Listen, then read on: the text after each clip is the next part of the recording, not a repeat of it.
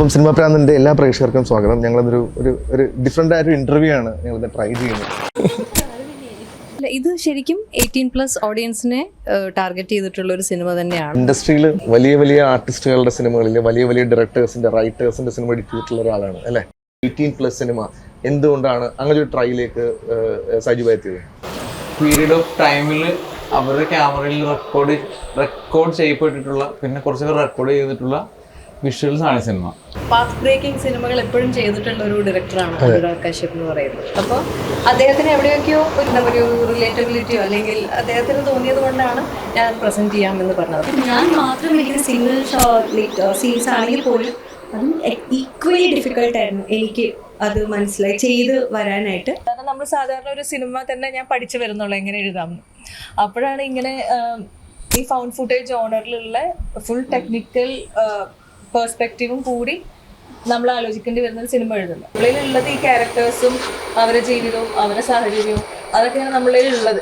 അത് വെച്ചിട്ട് ഇവരെടുക്കുന്ന വീഡിയോ ഫോർമാറ്റിലേക്ക് നമ്മൾ സ്ക്രിപ്റ്റ് ചെയ്യുമ്പോൾ ഇവരുടെ ടെക്നിക്കൽ ഡീറ്റെയിൽസും വേണം. ആരെ കയ്യിൽ എപ്പോൾ ക്യാമറ. അടിപൊളി. ഇനി നമുക്ക് ചെയ്യാം. അതല്ല എനിക്ക് ഇപ്പം വേറൊന്നുമല്ല, മലയാളത്തിൽ കുറച്ച് വളരെയധികം ട്രൈ ചെയ്യാത്തൊരു ജോണർ ഒരു സിനിമ ഇറങ്ങാൻ പോകുന്നുണ്ട് ഈ വരുന്ന ഓഗസ്റ്റ് 2-ാം തീയതി. ഫൂട്ടേജ് എന്ന സിനിമയുടെ പേര്. ആ ജോണർ എന്ന് പറയുന്നത് നമ്മൾ പറയുന്നത് ഫൗണ്ട് ഫൂട്ടേജ് എന്ന് പറയുന്ന ഒരു പുതിയൊരു ജോണറാണ്. അപ്പം ഈ ഇൻ്റർവ്യൂ നമുക്ക് അങ്ങനെ ഒരു ജോണർ ട്രൈ ഔട്ട് നോക്കാൻ നമ്മൾ ട്രൈ ചെയ്ത് നോക്കുന്നത്. വേറെ ഒന്നുമല്ല, ക്യാമറ ഹാൻഡ് ഹെൽഡ് ആയിട്ട് എങ്ങനെ നമ്മൾ ട്രൈ ചെയ്ത് നോക്കുവാണ്. എന്തായാലും ആ ഇന്റർവ്യൂയിലേക്ക് എല്ലാവർക്കും സ്വാഗതം. ചേച്ചി, സജുഭായ്, അശോക്, എല്ലാവരോടും സ്വാഗതം. അപ്പം എൻ്റെ ഫസ്റ്റ് ക്വസ്റ്റ്യൻ സജുഭായോടാണ്. അതായത് ഞാൻ ആസ് എ ഫിലിം മേക്കർ അല്ലെങ്കിൽ സിനിമ ഇഷ്ടപ്പെടുന്ന ഒരാൾ രീതിയിൽ എല്ലാ സിനിമ കാണുമ്പോൾ നമുക്ക് തോന്നും ഉള്ളിൽ ഈ സിനിമയിൽ അങ്ങനെ വേണ്ടായിരുന്നു, ഇങ്ങനെ വേണ്ടായിരുന്നു, അത് മാറ്റാൻ തോന്നും. വളരെ കുറച്ച് സിനിമകളിൽ മാത്രമേ എനിക്ക് തോന്നിയിട്ടുള്ളൂ എൻ്റെ അമ്മ ഈ സിനിമ എനിക്ക് ഇതിനപ്പുറം ചെയ്യാൻ ഒന്നുമില്ല. അങ്ങനത്തെ സിനിമകൾ എഡിറ്റ് ചെയ്തൊരു എഡിറ്ററാണ്. ലൈക്ക് എനിക്ക് തോന്നുന്നത് ഇപ്പം മഹേഷിൻ്റെ പ്രതികാരമാണെങ്കിലും ഇല്ലെങ്കിൽ കുമ്പളങ്ങി നൈറ്റ്സ് ആണെങ്കിലും ഇല്ലെങ്കിൽ മായനദി ആണെങ്കിലും ഈ സിനിമകളൊക്കെ ഇതിനപ്പുറം ഒന്നുമില്ല. എനിക്ക് ഈ സിനിമയ്ക്ക് ഇതാണ് ഇതിൻ്റെ ഫൈനൽ തോന്നിയിട്ടുള്ള സിനിമയാണ്. അങ്ങനെ സിനിമകൾ ആദ്യമായിട്ട് കണ്ട ഒരു ആൾ അല്ലെങ്കിൽ അത് എഡിറ്റ് ചെയ്ത ഒരാളെന്ന രീതിയിൽ അദ്ദേഹത്തിൻ്റെ സിനിമ എന്ന് പറഞ്ഞാൽ എന്നെ സംബന്ധിച്ചോളം ഞാൻ ഏറ്റവും കൂടുതൽ വെയിറ്റ് ചെയ്യുന്നൊരു സിനിമയാണ് ഈ സിനിമ കാണാൻ. എന്താണ് സൈജു ശ്രീധറിൻ്റെ ഫുട്ടേജ്? Thank you. ഇത് ഇപ്പൊ നിങ്ങൾ ഇൻട്രോ പറഞ്ഞില്ലേ, അതുപോലെ തന്നെയാണ്. അതായത് ഇതിൽ 2 ക്യാരക്ടേഴ്സ് ഉണ്ട്. ആ ക്യാരക്ടേഴ്സ് യൂട്യൂബേഴ്സ് ആണ്. അപ്പം അവരുടെ ഒരു പീരീഡ് ഓഫ് ടൈമിൽ അവരുടെ ക്യാമറയിൽ റെക്കോർഡ് ചെയ്യപ്പെട്ടിട്ടുള്ള പിന്നെ കുറച്ചൊക്കെ റെക്കോർഡ് ചെയ്തിട്ടുള്ള വിഷ്വൽസ് ആണ് സിനിമ. അതിൻ്റെ ഉള്ളിൽ ഒരു കഥയുണ്ട്. എല്ലാവരും യൂട്യൂബേഴ്സാണ് ശരിക്കും പറഞ്ഞാൽ. ഇൻസ്റ്റാഗ്രാമിൽ റീൽസും ഒക്കെ ഇടും. പക്ഷെ നമ്മൾ എടുക്കുന്ന എല്ലാ ഇപ്പോൾ എൻ്റെ ഒരു ഫോണിൽ ഒരാഴ്ചത്തെ കളക്ഷൻ ഓഫ് വീഡിയോസ് നോക്കി കഴിഞ്ഞാൽ അതിനകത്തൊരു സ്റ്റോറി ഉണ്ടാവണമെന്നില്ല. ചുമ്മാ റാൻഡം ക്ലിപ്സ് ആയിരിക്കും. പക്ഷെ നമ്മൾ ട്രൈ ചെയ്തിട്ടുള്ള അത്തരം ക്ലിപ്സുകൾ ഒരുമിച്ച് പ്ലേ ചെയ്ത് കഴിഞ്ഞാൽ അതിൻ്റെ ഉള്ളിലൊരു കഥ ഉണ്ടാവുമോ എന്നാണ് ഞാൻ ട്രൈ ചെയ്തിട്ടുള്ളത്. ഓക്കെ, അപ്പൊ അതാണ് ഫുട്ടേജ്. അപ്പം ഇപ്പം നോക്കാൻ പറഞ്ഞു ഇപ്പോൾ ഉള്ള സിനിമയുടെ ഒരു ചേഞ്ച്. കാരണം ഇപ്പം നമ്മൾ ആലോചിക്കുന്നത് 2000-2005 ജനിച്ച ആളുകളാണ് സിനിമ ആദ്യമായിട്ട് ഇപ്പോൾ ഫസ്റ്റ് ഡേ പോയി കാണാൻ ശ്രമിക്കുന്ന പ്രേക്ഷകർ എന്ന് പറയുന്നത്. നമ്മുടെ ജനറേഷനിലെ ആളുകൾ കണ്ടിട്ടുള്ള ബ്ലോക്ക് ബസ്റ്റർ സിനിമകളോ ഭയങ്കര ഇമോഷണൽ ആയിട്ടുള്ള വലിയ വലിയ ഇഷ്യൂസോ ഒന്നും ഇന്നത്തെ സിനിമകളില്ല. എല്ലാം ചെറിയ ചെറിയ ഇഷ്യൂസാണ് സംസാരിക്കുന്നത്. ഒരു ചെറിയ ബ്രേക്കപ്പ് ഇല്ലെങ്കിൽ ഒരു ചെറിയ പ്രണയം ഇല്ലെങ്കിൽ അപ്പുറത്തെ വീട്ടിൽ കാറ് പാർക്ക് ചെയ്യുമ്പോൾ ഇപ്പോൾ ഉണ്ടാകുന്ന ഇഷ്യൂ ഇല്ലെങ്കിൽ കടയിൽ പോയി ഒരാളുണ്ട്, അങ്ങനത്തെ ഇഷ്യൂസ് സംസാരിക്കുന്നത്. അപ്പം സൈജു ശ്രീധറിന്റെ ഈ ഫുട്ടേജ് എങ്ങനെയാണ് ഈ സിനിമ ഈ ജനറേഷനുമായിട്ട് കമ്മ്യൂണിക്കേറ്റ് ചെയ്യാൻ പോകുന്നത് വിശ്വസിക്കുന്നു? ഇത് ഭയങ്കര എളുപ്പമാണ്. അത് പറഞ്ഞാൽ ഇന്നത്തെ കാലത്ത് എന്താണ് ഓരോ ആൾക്കാർക്കും ഉണ്ടാവും ഇത്രയും ചിലപ്പം ഒരു ഇവൻറ്റിനെ കുറിച്ച് പറയാൻ. ഞാൻ ഇങ്ങനെ മറ്റേ സിനിമാറ്റിക് ആയിട്ടുള്ളൊരു അനുഭവമായിരിക്കില്ല. പക്ഷെ എന്നാലും നമ്മളുടെയൊക്കെ ഫോണുകളിൽ നോക്കിയാൽ ചിലപ്പം ഇത്തരം ഇൻസിഡൻസ് ചിലപ്പോൾ കുടുങ്ങിയിട്ടുണ്ടാവും. നമ്മൾ വെറുതെ ഇരിക്കുമ്പോൾ ക്യാമറ ഓണാക്കി വെക്കുമ്പോൾ അതിനകത്തൊക്കെ ചിലപ്പോൾ ഒരു എന്താണ് ചില വീഡിയോസ് കണ്ടില്ലേ, ഒരു പൂച്ചേൻ്റെ ഒക്കെ മതിൽ നിന്ന് ചാടി കയറുന്ന അത്തരം അങ്ങനത്തെ അപ്പം അത്തരം അങ്ങനെ എടുക്കുന്ന ആളുകളാണ് മുഴുവൻ. നമ്മളെല്ലാവരും എടുക്കണം. ഞാൻ എടുക്കാറുണ്ട്, ഷെബു എടുക്കാറുണ്ട്, ചേച്ചി എടുത്തിട്ടുണ്ടാവും. പക്ഷെ അപ്പൊ അത്തരം ഒരു കഥ പറയാൻ നേരത്ത് ഈ പറയുന്ന ഏറ്റവും ഈസി ആയിട്ട് തോന്നിയ നരേഷൻ ഇതാണെന്ന് തോന്നി. അതുകൊണ്ടാണ് ഈ ഫൗണ്ട് ഫുട്ടേജ് എന്ന് പറയുന്നത്. നരേഷൻ ഭയങ്കര പാടാണ് ശരിക്കും. ഈ പറഞ്ഞ പോലെ അത് സിനിമ അനുഭവം കൂടി ആവണ്ടേ. അപ്പം ആ ചലഞ്ച് ഉണ്ട് അതിനകത്ത്.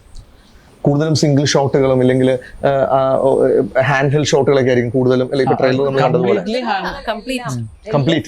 കംപ്ലീറ്റ്ലി ഹാൻഡിൽഡും പറഞ്ഞ പോലെ അവര് ഈ ക്യാരക്ടേഴ്സ് ട്രൈപോഡിൽ വെച്ച് എടുത്തിട്ടുള്ളത് മാത്രമേ ഇളകാണ്ടിരിക്കത്തുള്ളൂ, ബാക്കിയെല്ലാം ഹാൻഡിൽഡ് തന്നെയാണ്. പിന്നെ ഇതിൽ ഓരോ സീനുകളും ഓൾമോസ്റ്റ് ഓരോ സീനുകളും ഒറ്റ ഷോട്ടിൽ തന്നെ നമ്മൾ ചിത്രീകരിക്കുന്നത്. എൻ്റെ അടുത്ത് ശബ്ദത്തിന് വേണം, വേറെ ഒന്നുമല്ല, എനിക്ക് ഇൻഡസ്ട്രിയിൽ കുറെ എഡിറ്റേഴ്സിനെ അറിയാം, ഒരുപാട് സിനിമയിൽ വർക്ക് ചെയ്യുന്ന ആൾക്കാർ. അപ്പോൾ ഇവിടെ ഞാൻ ചോദിക്കാറുണ്ട്, എടാ ഇതൊരു സിനിമ ട്രൈ ചെയ്തൂടെ? നമ്മൾ എഡിറ്റേഴ്സിനാണ് ഏറ്റവും ഈസി ആയിട്ട് സിനിമ കമ്മ്യൂണിറ്റിയിൽ എന്ന് ഞാൻ വിശ്വസിക്കുന്നത്. അപ്പം ഈ വലിയ വലിയ എഡിറ്റേഴ്സ് പറയുന്നത് ഞങ്ങൾക്ക് അത്രയും ഇഷ്ടപ്പെട്ട സബ്ജക്റ്റ് വന്നിട്ടില്ല, അല്ലെങ്കിൽ എന്നെ ഞെട്ടിക്കുന്ന സബ്ജക്റ്റ് വന്നിട്ടില്ല. അപ്പം ഇത്രയും വലിയ ഞെട്ടിക്കുന്ന സിനിമകൾ ചെയ്ത എഡിറ്ററിന്റെ എങ്ങനെയാണ് ശബനം കഥ പറഞ്ഞ് ഞെട്ടിച്ചത്? ഇതെന്റെ കഥയല്ല, ഇത് സൈജുന്റെ, ഞാനല്ല ഞെട്ടിയത്, തിരിച്ച് ഞാനാണ് ഞെട്ടിയത്, സൈജു അല്ല ഞെട്ടിയത്. ഇത് ആളുടെ ഒരു ഐഡിയ ആണ്. ഈ ഒരു ജോണറിൽ ഇങ്ങനെ ഒരു ത്രെഡാണ് നമ്മൾ ഡിസ്കസ് ചെയ്യുന്നത്. നമ്മൾ ഫ്രണ്ട്സ് ആണ്. അപ്പൊ ഇങ്ങനെ കഥകൾ പറയുമ്പോൾ ഇങ്ങനെ ഒരു സംഭവം ഉണ്ടെന്ന് ഞങ്ങളുടെ വേറെ ഫ്രണ്ട് ഉണ്ട് ഗില്ലി, ഇങ്ങനെ ആളുടെ, അതും ആളല്ല പറയുന്നത്, ആളുടെ ഫ്രണ്ടാണ് പറയുന്നത്. അളിയന്റെ കയ്യിലൊരു സ്റ്റോറി ഉണ്ട്, ഫോണ്ട് വേറെ ജോണറാണ്. അപ്പൊ എനിക്ക് ഇവരുടെ എന്താ പറയാ, ഇവരൊക്കെ ഡിസ്കസ് ചെയ്യുന്ന സബ്ജക്റ്റുകളും അല്ലെങ്കിൽ ടെക്നിക്കൽ ടേംസും ഒക്കെ എനിക്ക് ഭയങ്കര, അല്ലാതെ തന്നെ ഭയങ്കര പുതിയതായിരുന്നു. എനിക്ക് അറിയാത്ത കാര്യങ്ങളൊക്കെ ഇവർ പറഞ്ഞുകൊണ്ടിരിക്കുന്നത്. അപ്പം ഇങ്ങനൊരു കഥ ഉണ്ട് എന്ന് പറയുമ്പോൾ ഞങ്ങളിരുന്ന് ഡിസ്കസ് ചെയ്യും. പിന്നെ നമ്മൾ എഴുതാൻ പ്ലാൻ ഉണ്ടായിരുന്നില്ല, പിന്നെ ഒരു മൊമെന്റിൽ ഇത് എഴുതാൻ പറ്റുമോ, ഇത് ഇത്ര വരെ ഉള്ളത്, ഇതിന്റെ അപ്പുറത്ത് നമ്മൾക്ക് ഇനി അതിരുന്ന് ഡെവലപ്പ് ചെയ്യാൻ പറ്റുമോ എന്നൊക്കെ ആലോചിച്ച് നമ്മൾ ഒരുമിച്ച് എടുത്തതാണ്. സത്യം പറഞ്ഞാൽ ഞാനാ ഞെട്ടിയത്, സത്യമല്ല. തോട്ടിനെ നമ്മൾ എഴുതി കൊടുക്കുക എന്നുള്ള ചെയ്തത്. അപ്പം ഈ എഴുതുമ്പോൾ അതിൽ എത്രത്തോളം റിസ്ക് ഉണ്ടായിരുന്നു? നല്ല റിസ്ക് ഉണ്ടായിരുന്നു. കാരണം നമ്മൾ സാധാരണ ഒരു സിനിമ തന്നെ ഞാൻ പഠിച്ചു വരുന്നുള്ളൂ എങ്ങനെ എഴുതാമെന്ന്. അപ്പോഴാണ് ഇങ്ങനെ ഈ ഫൗണ്ട് ഫുട്ടേജ് ജോണറിലുള്ള ഫുൾ ടെക്നിക്കൽ പെർസ്പെക്റ്റീവും കൂടി നമ്മൾ ആലോചിക്കേണ്ടി വരുന്ന സിനിമ എഴുതുന്നത്. അപ്പം സാധാരണ സിനിമയുടെ ഒരു പാറ്റേൺ അല്ല, സാധാരണ സിനിമ കാണുന്ന പോലെ നമുക്കതിനെ ഇമാജിൻ ചെയ്യാൻ പറ്റില്ല. നമ്മളിൽ ഉള്ളത് ഈ ക്യാരക്ടേഴ്സും അവരുടെ ജീവിതവും അവരുടെ സാഹചര്യവും അതൊക്കെയാണ് നമ്മളിൽ ഉള്ളത്. അത് വെച്ചിട്ട് ഇവരെടുക്കുന്ന വീഡിയോ ഫോർമാറ്റിലേക്ക് നമ്മൾ സ്ക്രിപ്റ്റ് ചെയ്യുമ്പോൾ ഇവരുടെ ടെക്നിക്കൽ ഡീറ്റെയിൽസും വേണം, ആരെ കയ്യിൽ എപ്പോൾ ക്യാമറ. പിന്നെ എന്താണെന്ന് വെച്ചാൽ സൈജുന് അതിന് കൃത്യമായിട്ടുള്ള ക്ലാരിറ്റി ഉള്ളതുകൊണ്ട് ഈസി എന്നൊന്നും പറയാൻ പറ്റില്ല. എന്താ പറയാ, നമ്മളത് ആലോചിച്ച് ഭയങ്കരമായിട്ട് ലോജിക്ക് വേണം. പക്ഷെ അവിടെ എനിക്കത്ര ആലോചിക്കേണ്ടി വന്നിട്ടില്ല. മഞ്ചേച്ചിയുടെ സാധാരണ സിനിമകൾ ഇറങ്ങുമ്പോൾ മഞ്ചേച്ചി കുറെ പാട്ടുകൾ ഇറങ്ങുന്നു, വൈറ്റ് ലൈനിൽ ഒരു ഹോർഡിങ്ങിൽ ഫുൾ ഫിഗറിൽ മഞ്ചേച്ചി നിൽക്കുന്നു, അല്ലെങ്കിൽ ട്രെയിലറിൽ ഫുൾ മഞ്ചേച്ചിയുടെ വിളയാട്ടമായിരിക്കും. ഓക്കെ, സാധാരണ ഒരാളും. എന്നാൽ ഇപ്പോൾ ഉള്ള പോസ്റ്ററിൽ നോക്കുകയാണെങ്കിൽ മഞ്ചേച്ചിയുടെ കണ്ണ് താപ്പോട്ടില്ല. ട്രെയിലറിൽ ഇങ്ങനെ ചിക്കുന്നുണ്ടെങ്കിൽ പോയി ഇദ്ദേഹത്തെ പറഞ്ഞ പോലെ ഇപ്പോഴത്തെ ട്രെൻഡ് പോലെ വന്നുപോയി. എന്താണ് മഞ്ജു വാര്യർ എന്ന് പറഞ്ഞാൽ ഇത്രയും എക്സ്പീരിയൻസ്ഡ് ആയിട്ടുള്ള നടിക്ക് അല്ലെങ്കിൽ ഒരു കലാകാരിക്ക് ഈ ഒരു മേക്കേഴ്സിൽ ഇങ്ങനെ പുതിയൊരു ജോണറിൽ പുതിയൊരു കൈൻഡ് ഓഫ് ഒരു മേക്കിംഗ് അല്ലെങ്കിൽ ഇങ്ങനെ ഒരു മാർക്കറ്റിംഗ് സ്ട്രാറ്റജി ഇതിലൊരു ഡിഫറൻസ് ഫീൽ ചെയ്യുന്നത്? അല്ല, ഇതിൻ്റെ ജോണർ തന്നെ ഇപ്പോൾ ഒരു എക്സ്പെരിമെൻ്റ് ഒക്കെ ചെയ്യാൻ ഭയങ്കര എക്സൈറ്റ്മെൻ്റ് ഉള്ള ഒരു ഫേസിലാണ് ഞാനിപ്പോൾ ഉള്ളത് സാഹചര്യം. അത് ഇപ്പം നമ്മൾ കാണുന്ന ഇപ്പം തിയേറ്ററിൽ വലിയ വിജയമാകുന്ന സിനിമകൾ പോലും ഇന്നൊരു പ്രത്യേക ഫോർമുലയുള്ള സിനിമകളെ അല്ല, ഒട്ടും പ്രതീക്ഷിക്കാതെ വരുന്ന ഒരു എന്താ പറയുക, ഇപ്പോൾ ഭയങ്കര വലിയ സ്റ്റാർ കാസ്റ്റ് എന്ന് ചിലപ്പോൾ പണ്ട് ഒരു സ്ഥിരം ഫോർമുല ഉണ്ടല്ലോ, അതൊക്കെ എല്ലാം ബ്രേക്ക് ചെയ്ത് നമ്മളെ പോലും അത്ഭുതപ്പെടുത്തിക്കൊണ്ട് പ്രേക്ഷകർ പലതരം സിനിമകളെ ഒരേ രീതിയിൽ വലിയ രീതിയിൽ വിജയിപ്പിച്ചുകൊണ്ടിരിക്കുകയാണ്. അപ്പം അതുകൊണ്ട് തന്നെ അപ്പം നമ്മുടെ പ്രേക്ഷകരുടെ ഒരു ടേസ്റ്റും ഇത്രയും ഭയങ്കര വെറൈറ്റി ഉള്ള സിനിമകൾ അവർക്ക് കൊടുത്തിട്ട് നല്ല കോണ്ടന്റ് കൊടുത്താൽ പ്രേക്ഷകർ സെലിബ്രേറ്റ് ചെയ്യും എന്നുള്ള ഒരു തെളിവ് നമ്മൾ കണ്ടുകൊണ്ടിരിക്കുകയാണ്. അപ്പോൾ അതുകൊണ്ട് തന്നെ എനിക്കും എക്സ്പെരിമെൻ്റൽ ആയിട്ടുള്ള സിനിമകൾ ചെയ്യാനും എക്സ്പെരിമെൻ്റൽ റോൾസ് ചെയ്യാനും ഒക്കെ ഒരു അവസരം വന്നിരുന്നെങ്കിൽ എന്ന് ഞാൻ ഉള്ളിൻ്റെ ഉള്ളിൽ എപ്പോഴും ആഗ്രഹിക്കാറുണ്ട്. സൈജു കേട്ടു, സൈജു കേട്ടു. അപ്പൊ അങ്ങനെ ഇങ്ങനൊരു പുതിയ തോട്ട് തന്നെ ഭയങ്കര ഇൻട്രസ്റ്റിംഗ് ആയിരുന്നു, ഭയങ്കര എക്സൈറ്റിംഗ് ആയിരുന്നു. ഇത് ഈ പറഞ്ഞ് ഫലിപ്പിക്കാൻ ഈ പറഞ്ഞ പോലെ എങ്ങനെയായിരുന്നു പറഞ്ഞ് ഫലിപ്പിക്കുക എന്ന് എനിക്കും ഇപ്പോഴും സാജിദിൻ്റെ അടുത്ത് എങ്ങനത്തെ സിനിമയാണെന്ന് പറഞ്ഞ് ഫലിപ്പിക്കാൻ പോലും എങ്ങനെ പറയണമെന്ന് അറിഞ്ഞുകൂടാ. പക്ഷെ മനസ്സിൽ ക്ലിയർ ആയിട്ടുണ്ട്. അതേപോലെ തന്നെയായിരുന്നു സ്ക്രിപ്റ്റിൽ വളരെ ക്ലിയർ കട്ടായിട്ട് എല്ലാം എഴുതിയിട്ടുണ്ടായിരുന്നു. അപ്പോൾ അത് വായിച്ചു കഴിഞ്ഞപ്പോഴും ഇത് നല്ലതായിരിക്കണം. പിന്നെ വളരെ ഇപ്പോഴത്തെ എല്ലാ എന്താ പറയുക നല്ല സിനിമയോട് ഒരുപാട് എക്സ്പോഷർ ഉള്ള രണ്ടുപേരാണ് സൈജുവും ഷെബുവും. അപ്പോൾ അവരുടെ അടുത്ത് നിന്ന് ടീമിൽ നിന്ന് വരുന്ന അവരുടെ ഒരു കോമ്പിനേഷനിൽ നിന്ന് വരുന്ന ഒരു സിനിമ തീർച്ചയായിട്ടും നല്ലതായിരിക്കണമല്ലോ. അപ്പം ഞാൻ സന്തോഷം ഉണ്ടായിരുന്നല്ലോ എനിക്ക് അതിലൊരു ഭാഗമാവാനായിട്ട്. അല്ല മഞ്ജുജി, ഇപ്പം ചോദിക്കുകയാണെങ്കിൽ ഇപ്പം സാധാരണ നമ്മൾ സിനിമകളുടെ പ്രൊമോഷൻ മെറ്റീരിയലിൽ മെയിൻ ലീഡ് ആർട്ടിസ്റ്റുകളെ വളരെ കുറച്ച് യൂസ് ചെയ്യുമ്പോൾ സാധാരണ പ്രശ്നം തോന്നി ഇവർ ചിലപ്പം ഗസ്റ്റ് അപ്പിയറൻസ് ആയിരിക്കും, ഇല്ല സിനിമയിൽ ഇച്ചിരി ഉണ്ടാകുന്ന ഒരു തോന്നലുണ്ടാവും, മനസ്സിലായില്ലേ? ഈ സിനിമയ്ക്കും അങ്ങനെ ഒരു ഡൗട്ട് പല ആളുകളും എന്നോട് ചോദിച്ചിട്ടുണ്ട് പേഴ്സണലി, മഞ്ജുജി ഗസ്റ്റ് ആണോ സിനിമ? ഞാൻ നല്ല മഞ്ജുജിയാണ് മൊത്തം പടം ലീഡ് എന്ന് പറഞ്ഞത്. അപ്പൊ അവരോട് അങ്ങനത്തെ ഒരു പ്രേക്ഷക സമൂഹത്തോട് ലീഡ് എന്ന് പറയുന്ന ഒരു കോൺസെപ്റ്റ് ഈ സിനിമയിൽ ഇല്ല. ഇതിൽ വിശാഖും ഗായത്രിയും ചെയ്യുന്ന കഥാപാത്രങ്ങളും ഏറ്റവും പ്രധാനമാണ്. ഞാൻ ചെയ്യുന്ന കഥാപാത്രവും ഇതൊന്നും അല്ലാതെയുള്ള കഥാപാത്രങ്ങളും പ്രധാനപ്പെട്ട കഥാപാത്രങ്ങളായിട്ടുണ്ട്. പക്ഷെ വളരെ കുറച്ച് കഥാപാത്രങ്ങളെ സിനിമയിലുള്ളൂ. അപ്പൊ അതെന്താ കൂടുതലായിട്ടൊന്നും ഇതിൽ പറഞ്ഞു കഴിഞ്ഞാൽ ഇതിന്റെ ഒരു രസം പോകുന്നുള്ളത് കൊണ്ട് തീർച്ചയായിട്ടും ഇത് തിയേറ്ററിൽ ഒരു വിഷ്വൽ എക്സ്പീരിയൻസ് ആയിരിക്കും. പ്രേക്ഷകർക്ക് ഇത് കാണുമ്പോൾ ഇതെങ്ങനെ എടുത്തു എന്ന് ചിന്തിക്കണം, കാണുന്ന പ്രേക്ഷകർ ചിന്തിക്കണം എന്നാണ് ഞങ്ങളുടെ ആഗ്രഹം. അപ്പൊ ആ രീതി ഒരു പാറ്റേൺ ആണ് ഈ സിനിമയ്ക്കും സൈജു അപ്ലൈ ചെയ്തിരിക്കുന്നത്. സോ അതില് ഞാൻ ഒരു നല്ല രീതിയിൽ തന്നെ എക്സൈറ്റഡ് ആണ്. സൂപ്പർ. ഇനി ഗായത്രിയോടാണ്.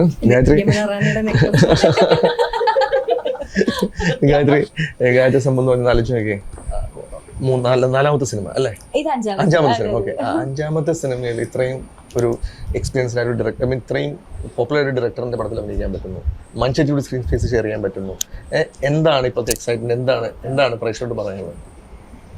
ഭയങ്കര ത്രിൽഡ് ആയിരുന്നു ഞാൻ. എനിക്ക് ഓഡിഷൻ വഴി ഇത് വന്നപ്പോൾ തന്നെ ദി നെയിം ഇസ് ഇനഫ് എന്ന് ഞാൻ ഒരു സ്ഥലത്ത് കണ്ടത്. That is true. എനിക്കും the name is enough for me. പിന്നെ ഞാൻ ഇപ്പം എന്താ പറയുക, ഒരു സ്റ്റോറി പോലും എനിക്ക് അറിയണമെന്നുണ്ടായിരുന്നില്ല. സൈറ്റ് വിളിച്ചു ഷേബു, ഇവർ രണ്ടും ഫസ്റ്റ് തന്നെ കോൺടാക്ട് ചെയ്തത്. അപ്പം this was first enough for me, ഈ ഒരു സെറ്റ്. ദെൻ മഞ്ജു ചേച്ചി കൂടെ obviously I was more than happy and thrilled and grateful. എനിക്ക് തോന്നുന്നു എല്ലാ തരത്തിലുള്ള പോസിറ്റീവ് ഇമോഷൻസ് എൻ്റെ മൈൻഡിൽ കൂടെ ഇങ്ങനെ ഓടിക്കൊണ്ടിരിക്കുന്നു. ഇപ്പം ഷൂട്ടിംഗ് എക്സ്പീരിയൻസ് അത് തന്നെയായിരുന്നു. ഇറ്റ് വാസ് സോ ഡിഫറെൻറ്റ്, ഭയങ്കര ഡിഫറെൻ്റ് ആയിരുന്നു. അത് one of a kind experience ആയിരുന്നു. And that was something.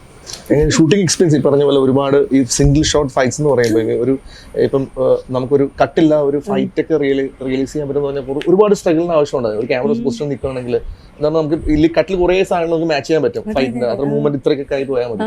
പക്ഷെ അതൊക്കെ എങ്ങനെ മാനേജ് ചെയ്തു? ഒരു പുതിയ ആർട്ടിസ്റ്റിനെ എങ്ങനെ മാനേജ് ചെയ്തു? നമുക്ക് റിഹേഴ്സൽസ് ഉണ്ടായിരുന്നു. ഫസ്റ്റ് നമുക്ക് സ്റ്റാർട്ടിങ് തന്നെ റിഹേഴ്സൽസ് ആയിരുന്നു. 1 month റിഹേഴ്സൽ. അത് എന്താ പറയുക, ഫിസിക്കൽ ട്രെയിനിങ്ങും ഉണ്ടായിരുന്നു, കൂടുതൽ ആക്ടിങ് വർക്ക്ഷോപ്സ് ഉണ്ടായിരുന്നു എനിക്കും വിശാഖിനൊക്കെ.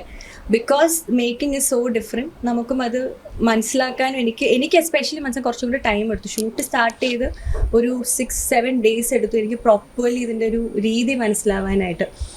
ദെൻ ഈ പറയുന്ന എല്ലാ സീനും, ഇപ്പം ജസ്റ്റ് ഒരു ഫൈറ്റ് മാത്രമല്ല, ബാക്കിയുള്ള എല്ലാ സീനും, ഇപ്പം ഞാൻ മാത്രം ഇരിക്കുന്ന സിംഗിൾ സീൻസ് ആണെങ്കിൽ പോലും അതും ഈക്വലി ഡിഫിക്കൽട്ടായിരുന്നു എനിക്ക് അത് മനസ്സിലായി ചെയ്ത് വരാനായിട്ട്. Then I think my team എന്നെ അത്ര സപ്പോർട്ട് ചെയ്ത് protect ചെയ്തുള്ളതുകൊണ്ട് I was able to do it എന്നാണ് എൻ്റെ വിശ്വാസം.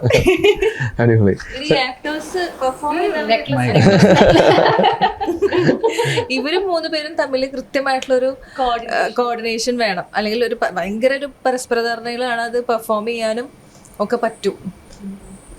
ഏറ്റവും വലിയ ക്യാച്ച് എന്ന് പറഞ്ഞാൽ ഈ സിനിമ ആര് പ്രസന്റ് ചെയ്യുന്നതിന് ബേസിട്ടാണ്. അനിരാ കൃഷ്ണൻ നമ്മളൊക്കെ ഇപ്പം നമ്മുടെ ജനറേഷനിലുള്ള ഫിലിം മേക്കേഴ്സിൻ്റെയൊക്കെ നമ്മൾ ഇതുവരെ നമ്മൾ സിനിമ ചെയ്യാൻ പ്രേരിപ്പിക്കുന്ന കൈൻഡ് ഓഫ് സിനിമകൾ ചെയ്തിട്ടുള്ള ഒരു മേക്കർ ഈ സിനിമ പ്രസന്റ് ചെയ്യുന്നു. എങ്ങനെയാണ് സൈജു ആ ഒരു ത്രില്ല്? അത് ഭയങ്കര ഒരു ഭാഗ്യമാണ്. കാര്യം ഇപ്പം നമ്മളെല്ലാവരും ഞാൻ പേഴ്സണലി പറയുകയാണെങ്കിൽ ദേവിഡിയൊക്കെ കണ്ടു ഇങ്ങനെ അമ്മ ഇങ്ങനെയൊക്കെ സിനിമ ചെയ്യാന്ന് ആലോചിച്ചിട്ടുള്ളതാണ്.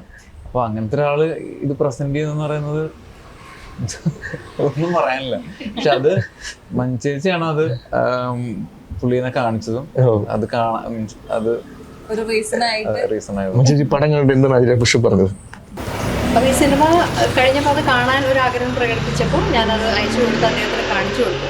അപ്പോൾ എനിക്ക് തോന്നുന്നത് ചിലപ്പോൾ അദ്ദേഹം ചെയ്യുന്ന തരത്തിലുള്ള പാത്ത് ബ്രേക്കിംഗ് സിനിമകൾ എപ്പോഴും ചെയ്തിട്ടുള്ള ഒരു ഡയറക്ടറാണ് അനുരാഗ് കശ്യപ് എന്ന് പറയുന്നത്. അപ്പോൾ അദ്ദേഹത്തിന് എവിടെയൊക്കെയോ ഒരു എന്താ പറയുക, ഒരു റിലേറ്റബിലിറ്റിയോ അല്ലെങ്കിൽ അദ്ദേഹത്തിന് തോന്നിയത് കൊണ്ടാണ് ഞാനത് പ്രസൻറ്റ് ചെയ്യാമെന്ന് പറഞ്ഞത്. അപ്പം ഞങ്ങൾക്കത് കിട്ടിയ വലിയൊരു ബ്ലെസ്സിങ് ആയിരുന്നു. ഇൻഡസ്ട്രിയിൽ വലിയ വലിയ ആർട്ടിസ്റ്റുകളുടെ സിനിമകളിൽ വലിയ വലിയ ഡയറക്ടേഴ്സിൻ്റെ റൈറ്റേഴ്സിൻ്റെ സിനിമ എഡിറ്റ് ചെയ്തിട്ടുള്ള ഒരാളാണ് അല്ലേ?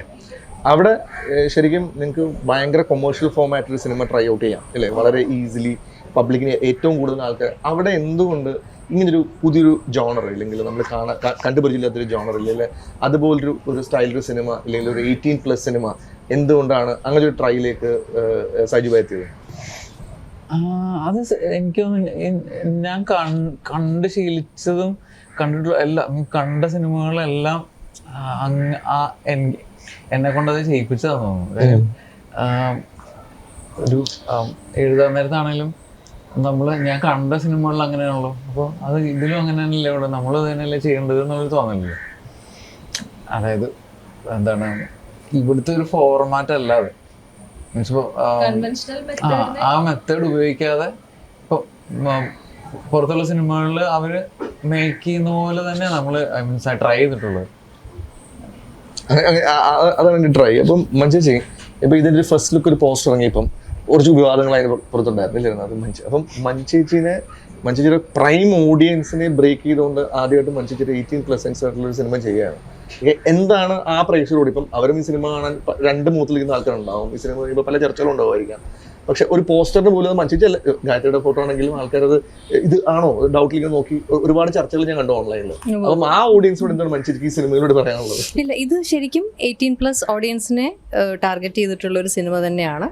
അത് സാധാരണ സാജിദ് പറഞ്ഞതുപോലെ കുടുംബ പ്രേക്ഷകർ, കുഞ്ഞുങ്ങളും മറ്റേ അപ്പൂപ്പനമ്മൂമ്മമാരടക്കം എല്ലാവരും ഒന്നിച്ചു വരുന്ന ഒരു സിനിമകളിലാണ് ഞാൻ എപ്പോഴും അഭിനയിച്ചിട്ടുള്ളത്. ഈ സിനിമയ്ക്ക് അതായത് ഇത് ഇപ്പോഴത്തെ പുതിയ തലമുറ കാണുന്ന കാഴ്ചകളാണ്, അവർക്ക് താല്പര്യം തോന്നുന്ന കാഴ്ചകളിൽ ഇവർ റെക്കോർഡ് ചെയ്യുന്ന കാഴ്ചകളിലൂടെയാണ് ഈ സിനിമയുടെ കഥ ഡെവലപ്പ് ചെയ്യുന്നത്. അപ്പം അതുകൊണ്ട് അതിൽ ഇപ്പോഴത്തെ തലമുറ എന്ത് കാഴ്ചകളാണോ കാണുന്നത് അതിൽ പല കാഴ്ചകളും അതിൽ നമുക്ക് വളരെ റോ ആയിട്ട് റിയൽ ആയിട്ട് കാണാൻ സാധിക്കും. അപ്പോൾ ആ ഒരു ട്രീറ്റ്മെൻറ്റാണ് ഈ സിനിമ പറയാൻ ഉദ്ദേശിക്കുന്ന കഥയ്ക്ക് ജസ്റ്റിസ് ചെയ്യുള്ളൂ. അത് സൈജുനും ഷെബുനാണ് അതിനെക്കുറിച്ച് കൂടുതൽ വൃത്തിയായിട്ട് പറയാൻ പറ്റുക.